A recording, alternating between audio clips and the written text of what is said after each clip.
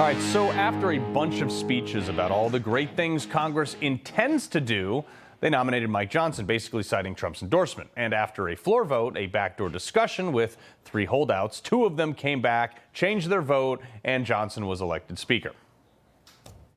In recent months, we've witnessed something happening, something that's really remarkable, a political moment in our modern history.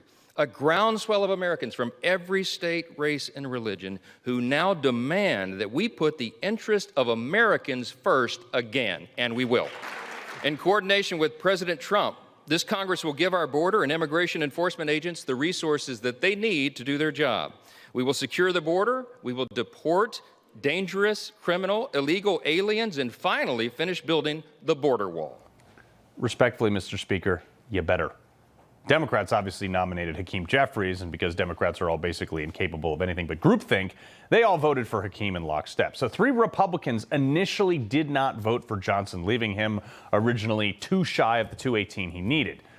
You want to know why I think these Republicans held out, even despite Trump's endorsement? Because they didn't think Johnson would be a good Trump ally behind closed doors. Look, I get the Trump endorsement. Trump is a massive disruptor for D.C. already, but he needs some semblance of an ally in the House, which is Mike Johnson. It was only an upside for him to endorse Johnson, because if Johnson couldn't get the votes, it didn't hurt Trump.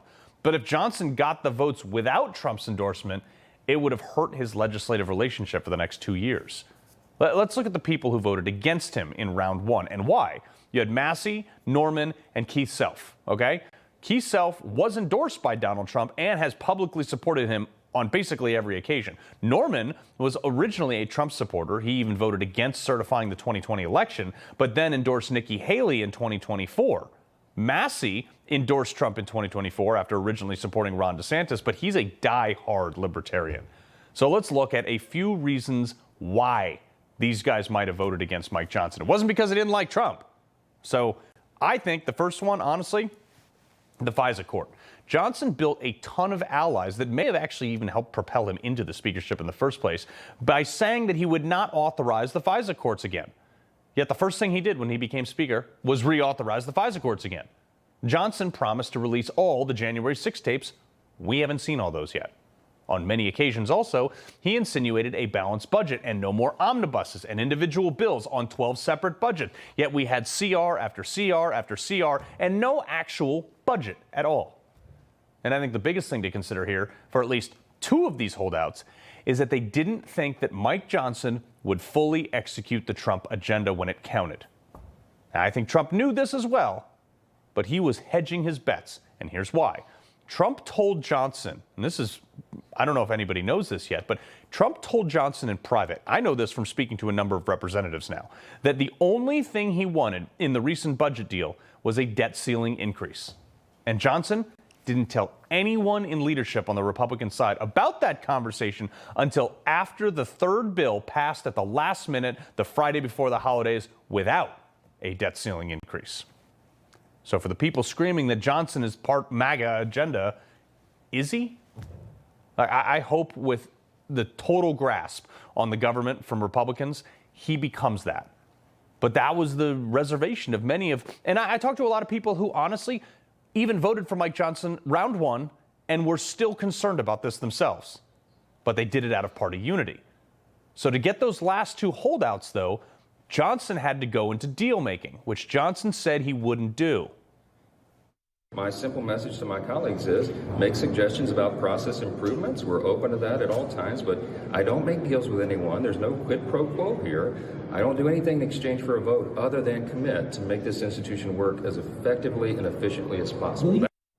Johnson had to make a deal with less than 1% of the Republican Party in order to keep the gavel. What was said? Look there. Look at his face. This is him introducing he's being introduced as the 119th congressional speaker of the House. He looks nervous. I don't blame him, because beside anything else, he's got to deliver now. But also, I have a sneaking suspicion, and I'm sure we'll find out in the next few days, that he made a deal with those 2 people behind closed doors that he's probably not real happy about, much like Kevin McCarthy did with the 1-vote motion to vacate. I couldn't help but notice while the procedural niceties were carried out after the vote, they're all patting each other on the back and high-fiving and shaking each other's hands, Didn't seem like any of those people in that room were that concerned about the $36 trillion of debt that they're going to have to deal with real soon. But Johnson already made some promises, which are, in fact, kind of like a deal. The first one he made was create a working group comprised of independent experts not corrupted by lobbyists and special interests to work with DOJ and our committees on recommending government and spending reforms to protect the American taxpayer. Sounds great. Another one, task that working group with reviewing existing audits of federal agencies and entities created by Congress and issuing a report to my office for public release. Also sounds great. But the third one, request House committees undertake aggressive authorizations and appropriation reviews, including providing additional resources where needed to expose irresponsible or illegal practices and hold agencies, individuals accountable that have weaponized government against the American people. Okay, they all sound great. But what concerns me, because I have about zero faith in government at all, none of those things are deliverables. It's like an HOA board. They just don't do anything. They just talk about stuff. There's a lot of talking, there's a lot of thinking and pontificating and discussing and task forces and committees and reports, but no deliverables. And this is why, potentially, I think there were some holdouts, and I think there were a couple people who held their nose and voted for Johnson on the round one.